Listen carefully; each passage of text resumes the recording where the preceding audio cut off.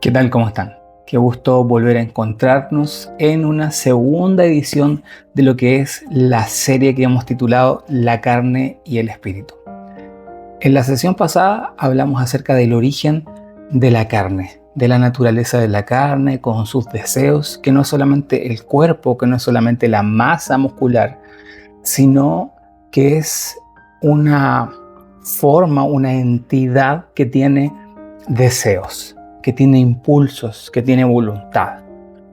Y esto viene trayendo una profundidad que era necesario poder explicarlo para lo que va a seguir a continuación. Hoy vamos a seguir avanzando y vamos a ver acerca de las tres manifestaciones, al menos tres manifestaciones que la Biblia menciona respecto de el pecado que inicialmente entró a través de Adán.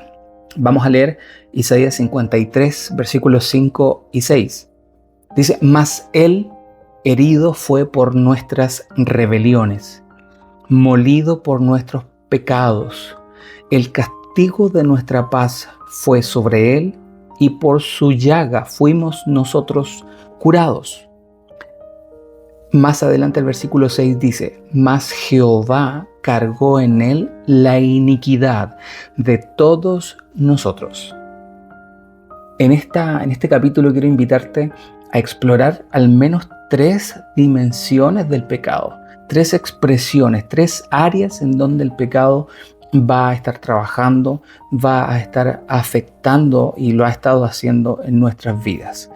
En cuanto a esas tres áreas me estoy refiriendo a la espíritu, alma y cuerpo.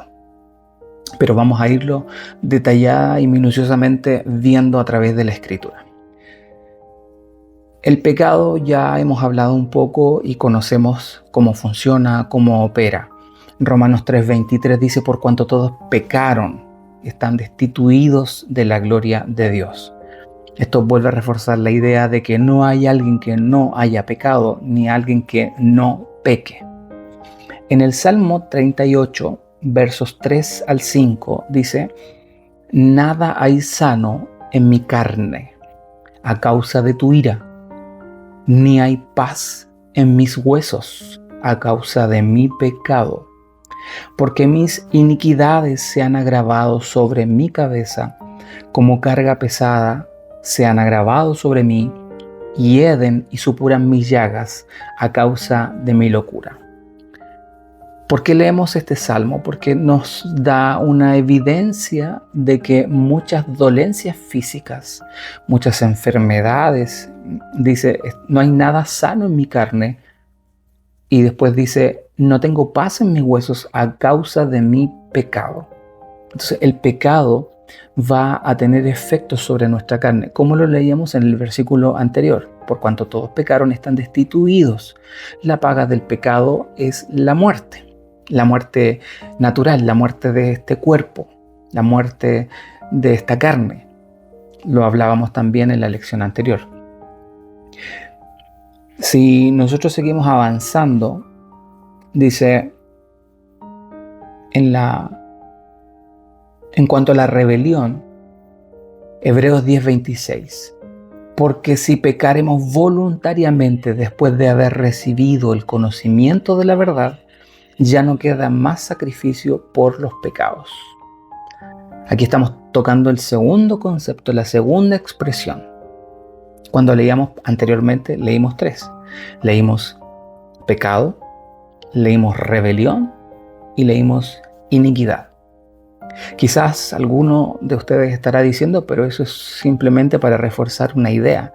Hay sinónimos que se están mencionando para hablar de lo mismo. Pecado es pecado, y esa es la noción que probablemente muchos hemos tenido durante largos años, de que el pecado es solo un ejercicio, solo una mala práctica, pecado como un error, pecado como algo que ofende al corazón de Dios. Y no hemos visto estas dimensiones en las que se va a manifestar el pecado, que el pecado no solamente es la acción de pecar, sino que el pecado es como un árbol que tiene una raíz, que tiene un tronco y que va a tener frutos.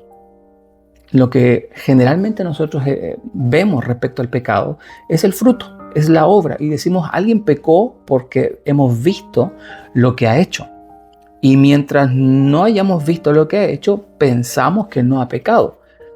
Pero ¿y qué pasa a nivel del alma? Jesucristo dijo, si alguno de ustedes codicia a alguien en su corazón, ya adulteró, ya ha pecado. Entonces no tiene que ver con lo que la gente vea, sino con lo que hay en nuestro corazón, nuestros pensamientos a nivel del alma. Pero aún todavía este árbol tiene una raíz, algo que no es a simple vista, que no se puede percibir, que está oculto, que está bajo tierra. Y ese va a ser el espíritu. Y el espíritu se puede contaminar.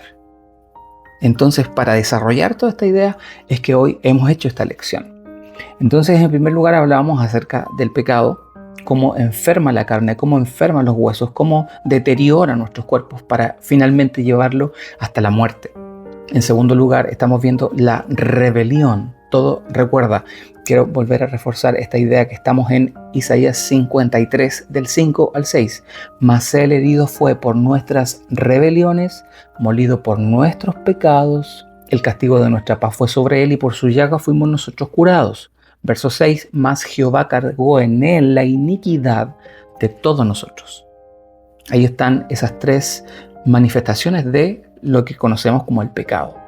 Entonces hablamos del pecado en la carne, el pecado en el alma, va a ser la rebelión.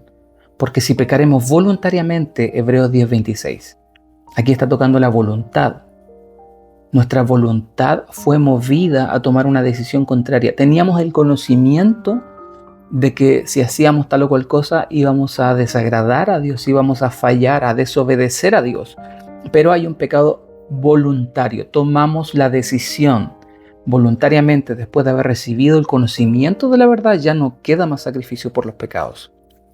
Ahora, el Salmo 107, versículo 11 dice, por cuanto fueron rebeldes a la palabra de Jehová y aborrecieron el consejo del Altísimo. Por eso quebrantó con el trabajo sus corazones, dice el verso 12. Cayeron y no hubo quien los ayudase. Aquí estamos viendo cómo la rebelión actúa dentro de nuestros corazones. No es solamente el acto. Previamente hay un pensamiento. No sé si recuerdas, en el libro de Josué, allí se menciona el pecado de Acán. Dice la escritura que vio un manto babilónico, vio un lingote de oro, lo codició en su corazón. Y eso, aunque él tenía una instrucción previa de no tomar nada del anatema, él fue y lo tomó. Él se rebeló contra esa orden, contra ese mandamiento de no tomar ni sacar de lo que allí había. No era parte del botín para él. Eso trajo graves consecuencias para Acán y para su familia. Lo mismo pasó con Eva en el huerto. Y vio que el árbol era bueno y agradable para alcanzar conocimiento, codiciable a los ojos, y también fue, previamente, no es el acto simplemente, sino que hay una rebelión a nivel del alma, a nivel de la voluntad, a nivel de los sentidos. También el apóstol Pablo le habla a la iglesia, pues temo que como la serpiente engañó a Eva por medio de los sentidos, ahí está el alma, produciendo una rebelión en nuestro ser, en nuestro interior. Y finalmente, o por lo menos en tercer lugar, que vamos a ver el día de hoy, está la iniquidad. La iniquidad mencionada previamente en Isaías 53. El Salmo 51, verso 5, dice el salmista, he aquí, en maldad he sido formado. Esa palabra maldad, si tú la buscas en el hebreo, va a decir iniquidad. En iniquidad he sido formado y en pecado me concibió mi madre. Aquí había algo que David entendía, la diferencia entre pecado, rebelión e iniquidad. Él dice, en iniquidad he sido formado. Cuando me formaron, cuando me concibieron, hubo un acto de pecado que inició, dio lugar a una iniquidad en mi formación. Ya esto es un poco difícil quizá de entender. Muchos han visto el pasaje que acabo de leer como nada más el pecado original con el que todos nacemos, pero también hay algunos otros pasajes que nos dan la idea de que al parecer David podría haber sido el fruto de algún adulterio, ¿ya? O alguna otra condición pecaminosa más allá del pecado que había en él. Algunos argumentos que dan los eruditos es que, por ejemplo, David no era considerado dentro de los hermanos. ¿Te acuerdas cuando el profeta fue a buscar a los hijos de Isaí? Isaí no quiso hablar de David. Era como que no existe este hijo, hasta que el profeta le pregunta. Entonces ahí dice, sí, queda uno que anda pastoreando, ¿ya? Pero más allá de este pasaje, David está mencionando la iniquidad y está hablando y dice, y en pecado me concibió mi madre. Luego, ¿dónde afecta? ¿Qué significa la palabra iniquidad? Para partir por definición, viene del hebreo abón, que habla de una torcedura de corazón. Torcedura del corazón. Y esto es interesante porque David, que tiene un entendimiento profundo de la iniquidad, va a decir en el Salmo 51, el mismo que acabamos de leer en el verso 10, crea en mí, oh Dios, un corazón limpio y renueva un espíritu recto dentro de mí. Un espíritu recto. ¿Cuántas veces quizás hemos pasado por este pasaje y no habíamos visto de esta manera lo que está diciendo David, o con este zoom, con esta lupa, con esta profundidad? Crea en mí, oh Dios, un corazón limpio y renueva un espíritu recto. La rectitud como concepto, como idea, toma otra connotación. La rectitud ahora pasa a ser un lugar importante en nuestro espíritu, porque entonces toma sentido la iniquidad que tuerce. Pero esto es en lo profundo, es en las raíces, es en lo invisible. Humanamente, con suerte, podemos evidenciar lo que pasa a nivel del alma. Emociones, intelecto, voluntad. Y decimos, el alma está operando en esta persona. Pero ¿cómo podemos distinguir lo que está sucediendo en un espíritu? Y un espíritu que está torcido, que está inclinado. David lo entendía perfectamente. Y él por eso decía, renueva un espíritu recto. La rectitud entonces ya no tiene que ver con comportarme correctamente. No tiene que ver con actuar moralmente, sino la rectitud viene del espíritu. La rectitud es un asunto espiritual en cuanto a los términos que vamos a encontrar en la Escritura. Quiero avanzar, pero esto ya está muy interesante. Quizá si alguien todavía tiene dudas de la existencia de esta triada del pecado, que incluso podríamos añadir uno más, pero solo hoy me interesa que vayamos viendo por lo menos estos tres que son más evidentes y que tienen más argumento en la Escritura. Éxodo 34, verso 7. Dice, pero vuestras iniquidades han hecho división entre vosotros y vuestro Dios, y vuestros pecados han hecho ocultar de vosotros su rostro para no oír. Ahí está hablando de la iniquidad y del pecado, cómo nos separan de Dios. En el Salmo 32, verso 5, David dice, mi pecado te declaré, y no encubrí mi iniquidad. Y dije, confesaré mis transgresiones a Jehová. Entonces vemos ahí en acción estas tres manifestaciones del pecado. Mi pecado te declaré, no encubrí mi iniquidad, confesaré mis transgresiones. La transgresión es cruzar la línea.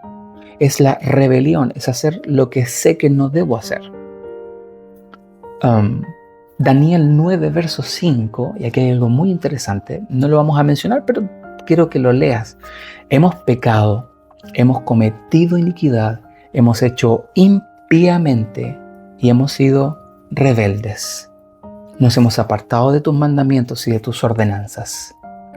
Allí no hay tres, ahí hay cuatro expresiones, pero están mencionadas el pecado, la iniquidad y la rebelión. Nuevamente, no son sinónimos, no vienen a reforzar una idea.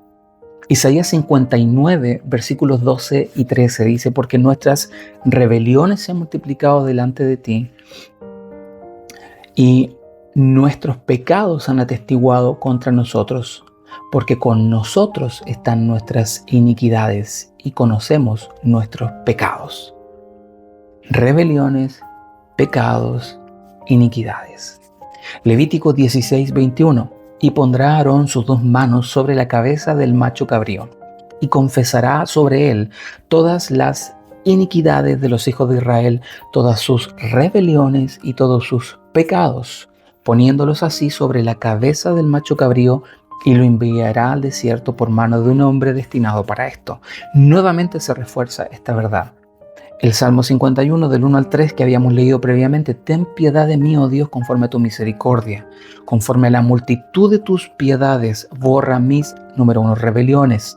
Lávame más y más de mi maldad, límpiame de mi pecado. Porque yo conozco mis rebeliones y mi pecado está siempre delante de mí. Y en el verso 2 decía: lávame más y más de mi maldad, mi iniquidad. Miqueas capítulo 7, versículos del 18 al 19. ¿Qué Dios como tú, que perdona la maldad y olvida el pecado del remanente de su heredad? No retuvo para siempre su enojo, porque se deleita en misericordia. Él volverá a tener misericordia de nosotros, sepultará nuestras iniquidades y echará en lo profundo del mar todos nuestros pecados. Es maravilloso ver en la Escritura cómo aparecen de pronto esta verdad de que el pecado no es algo aislado, sino que tiene una connotación que no son sinónimos: rebelión, iniquidad y pecado. Y aquí hay algo muy, muy profundo, porque estamos entendiendo la naturaleza de la carne. No nos desviemos del foco, estamos viendo cómo es que la carne nos está apartando de Dios. Tiene apetitos, tiene deseos, tiene voluntad. Hay una tensión entre la carne y el espíritu. Si eres un creyente hijo de Dios, tu espíritu quiere buscar a Dios, pero hay una tensión constante. Es como una balanza. ¿Y qué pesa más? Entonces queremos deshacernos de la carne, pero ¿cómo está constituida la carne? Podrías decir, si entendiéramos que el pecado actúa solo en la carne, diríamos, bueno, entonces no peco, no cometo acciones que atenten contra la santidad de Dios. Seguirías pecando porque habría rebelión en tu alma. Seguirías pecando porque hay un problema aún más grave, que es en el espíritu. En el espíritu contaminado, torcido, y esa es la iniquidad, heredado de nuestros padres, por herencia.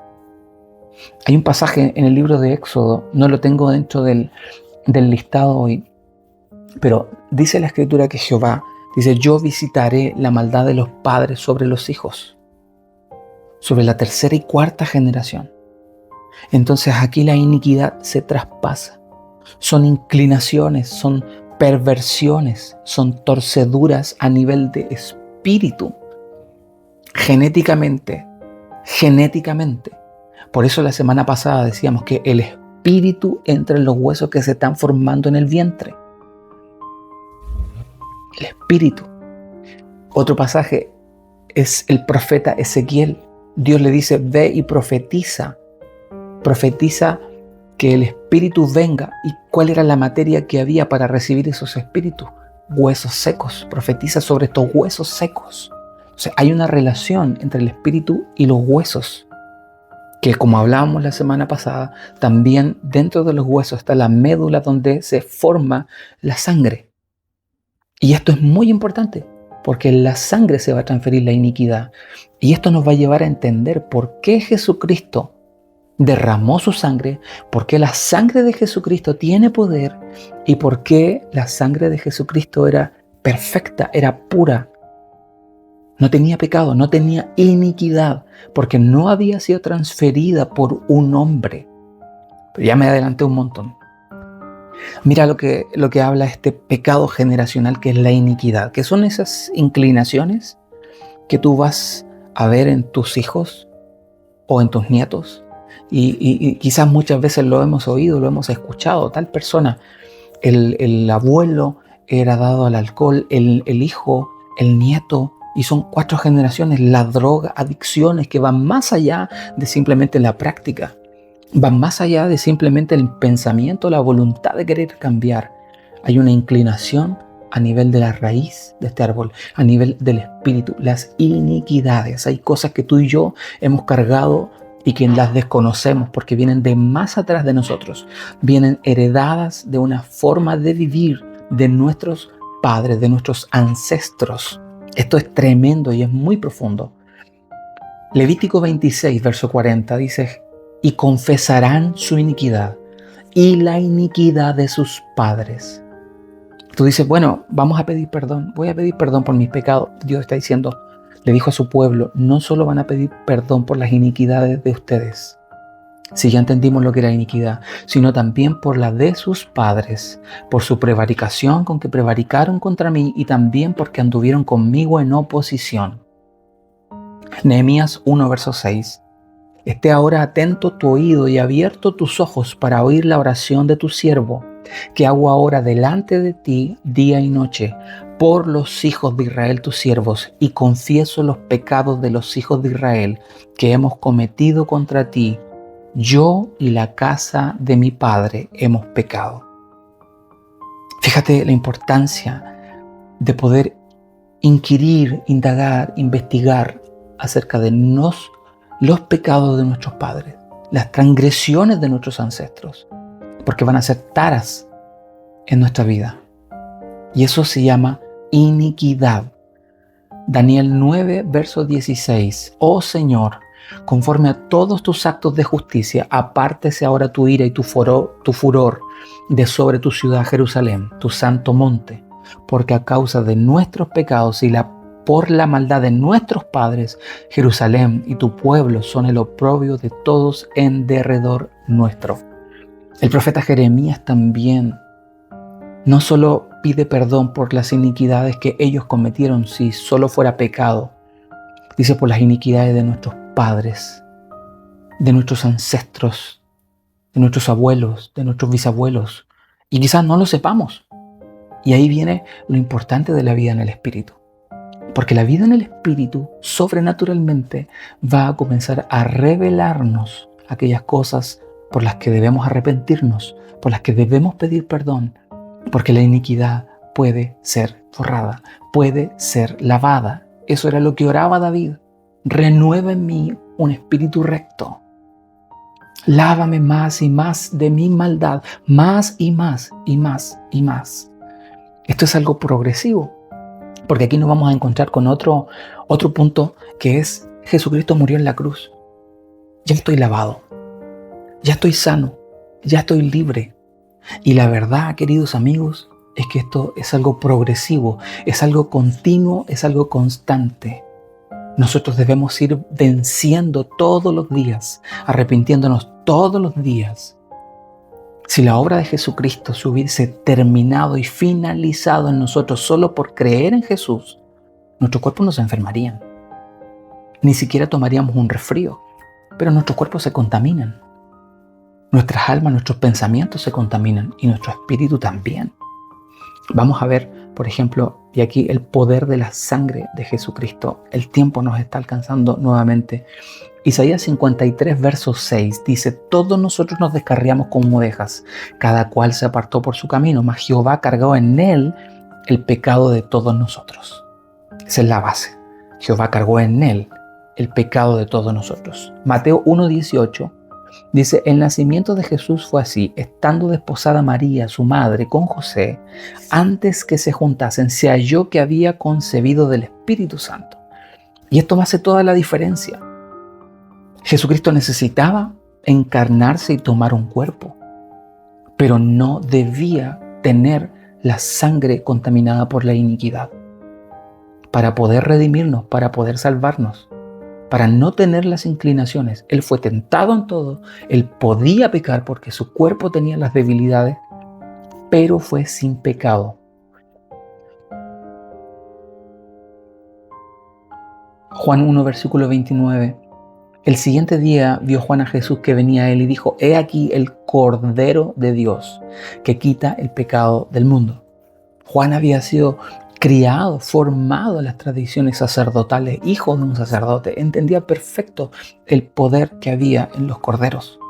Se sacrificaban, se derramaba su sangre y el pueblo recibía perdón. Pero esa palabra era propiciación, que solo cubría los pecados. Pero Juan dijo, he aquí el Cordero de Dios que quita. Este Cordero es especial porque va a quitar el pecado. No solo lo va a cubrir, lo va a lavar por fuera, lo va a quitar. Hebreos 9:22 dice, y casi todo es purificado según la ley con sangre. Y sin derramamiento de sangre no se hace remisión. Otra vez el poder de la sangre, la importancia para redimir, para remitir los pecados, para perdonarnos, tenía que haber sangre. Mateo 26:28, Jesucristo dijo, porque esto es mi sangre del nuevo pacto, que por muchos es derramada para remisión de los pecados. Es por esto que Jesucristo no murió apedreado, es por esto que Jesucristo no murió encarcelado, Jesucristo no murió desterrado, Jesucristo no murió decapitado, sino que experimentó la muerte por derramamiento de sangre, con todos los derramamientos que Él fue a través de su vida, dando su sangre por nosotros, porque su sangre no tenía iniquidad, su sangre era perfecta, su sangre es pura, su sangre es santa, sin contaminación. Y con su sangre nos lavó y nos ha redimido. Pero como le decía, la tarea no termina ahí. Segunda a los Corintios 7:1, el apóstol Pablo dice, así que hermano, puesto que tenemos tales promesas, limpiémonos de toda contaminación de carne, y eso ya lo podríamos entender, pero luego dice, y de espíritu. Limpiémonos, un verbo que habla de algo constante, limpiémonos. No dice fuimos limpiados de una vez y para siempre, dice limpiémonos, mantengamos esta acción, limpiémonos de toda contaminación de carne, pero también contaminación de espíritu. Existe contaminación de espíritu.